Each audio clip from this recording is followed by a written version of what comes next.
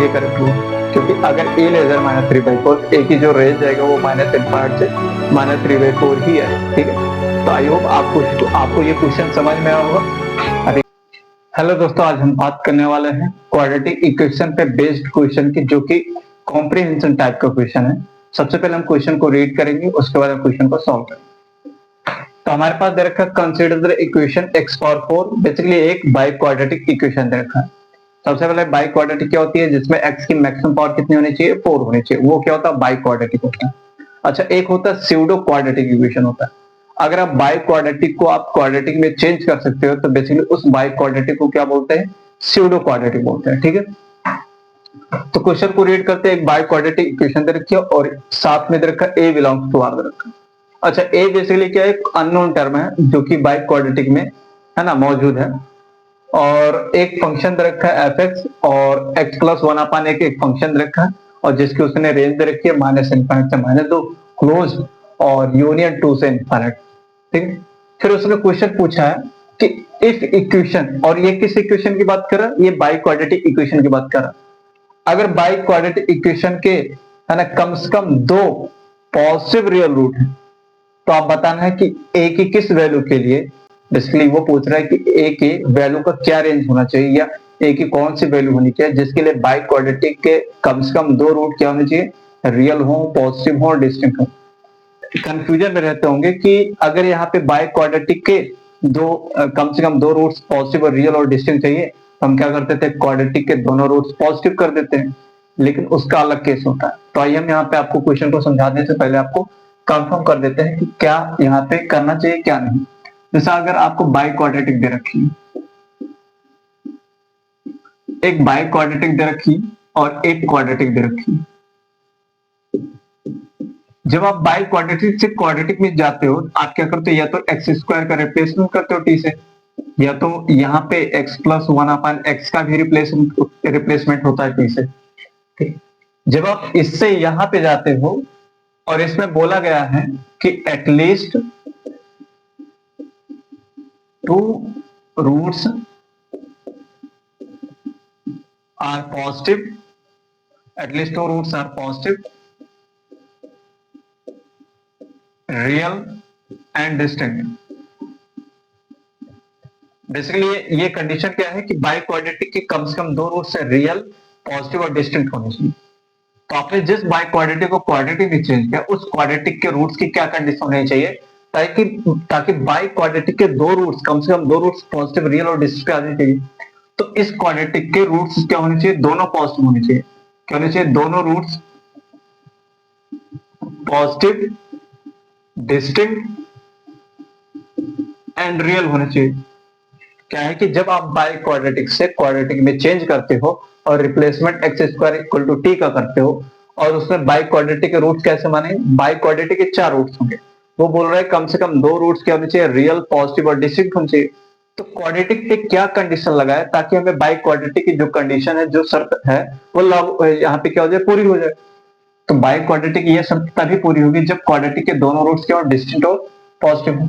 अगर यहाँ पे मैं बात करूं, t मान लेते हैं, t की 2 वैल्यू यहाँ पे 3 और 4 है, तो t की एक वैल्यू से इसके 2 वैल्यू आएगी।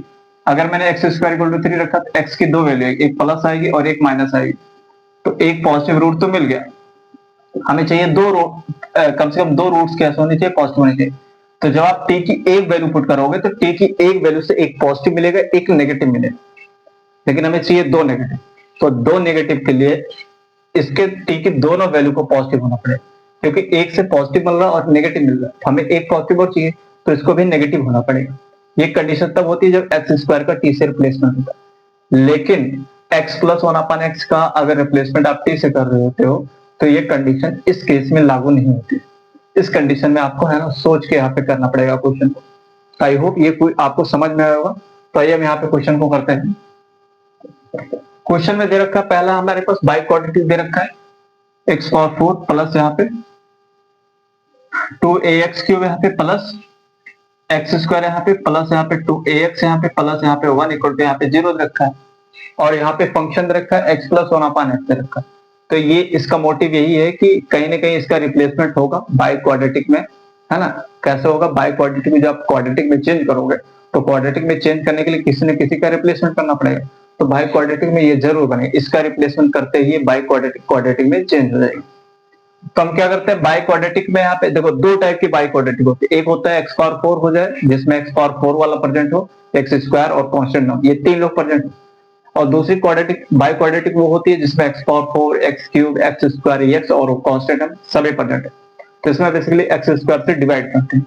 लेकिन एक्स पावर 4, एक्स स्क्वायर 1 या कांस्टेंट टर्म वाले में क्या करते हैं, एक्स स्क्वायर का रिप्लेसमेंट डायरेक्ट कर देते हैं। लेकिन इसमें हम एक्स स्क्वायर से डिवाइड जब करेंगे तो हमारे पास क्या आ जाएगा, एक्स स्क्वायर आ जाएगा,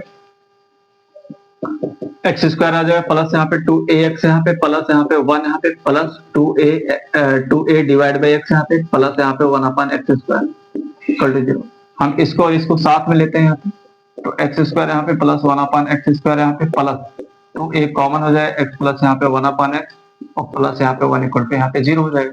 अब ध्यान से देखो कि अगर मैं x प्लस 1 अपॉन एक्स का रिप्लेसमेंट t से करता हूँ तो x square plus 1 upon x square का रिप्लेसमेंट किससे होगा, टी स्क्वायर माइनस 2 से होगा। तो मैं इसको क्या करूंगा, यहाँ पे टी स्क्वायर माइनस 2 यहाँ पे प्लस 2a टी यहाँ पे प्लस 1 इक्वल टू यहाँ पे कितना हो गया, 0 हो गया। तो टी स्क्वायर यहाँ पे प्लस यहाँ पे 2a और माइनस 1 इक्वल टू 0 आ गया। ठीक है, अगर मैं यहाँ पे t की दो वैल्यू आएगी, यहाँ पे कौन कौन से आएगी, एक माइनस 2a यहाँ पे प्लस यहाँ पे अंडर रूट b का स्क्वायर 4a स्क्वायर प्लस यहाँ पे माइनस हो जाएगा, माइनस यहाँ पे 4ac, लेकिन एक माइनस है यहाँ पे माइनस माइनस प्लस हो जाएगा, तो 4 हो गए, डिवाइड में कितना हो गया 2 यहाँ पे इंटू a की वैल्यू 1 है।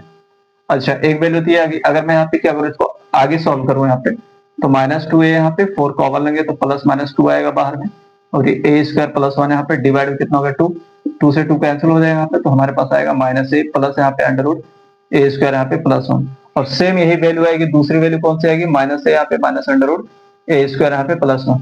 ठीक है, ठीक है, दो वैल्यू आ गई। अच्छा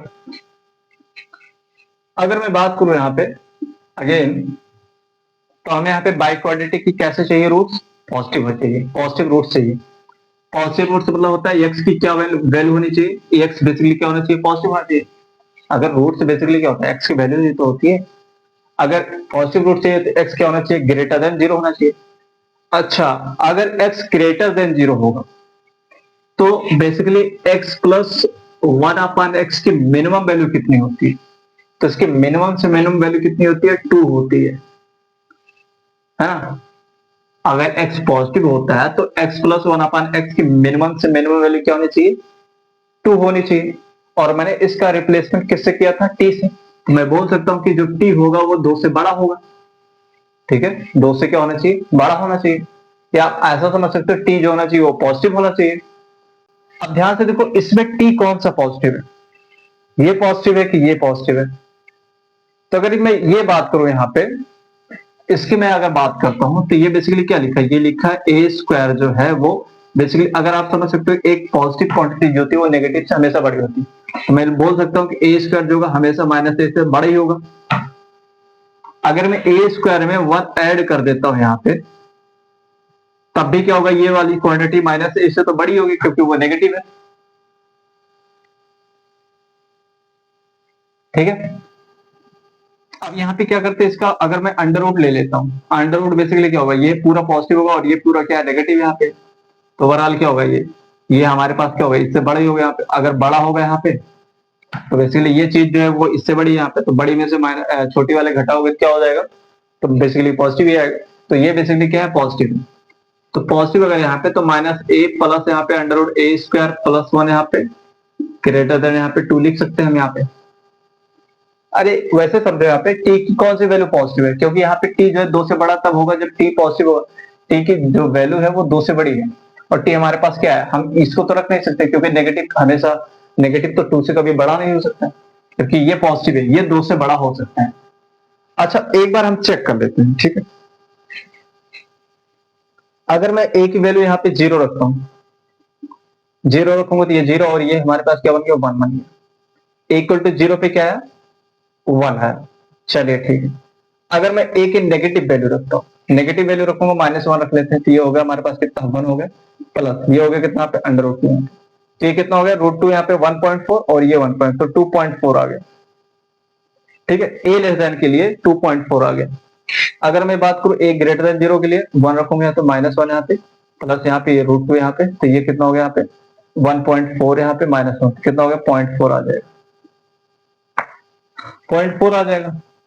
अच्छा,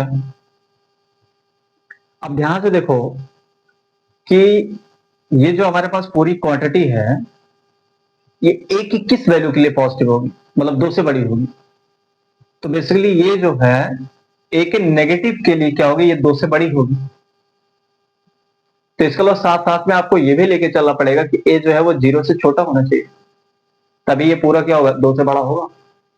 अगर आप -2 लेते हो यहाँ पे तो माइनस माइनस प्लस यहाँ पे 2 से बड़ा आएगा।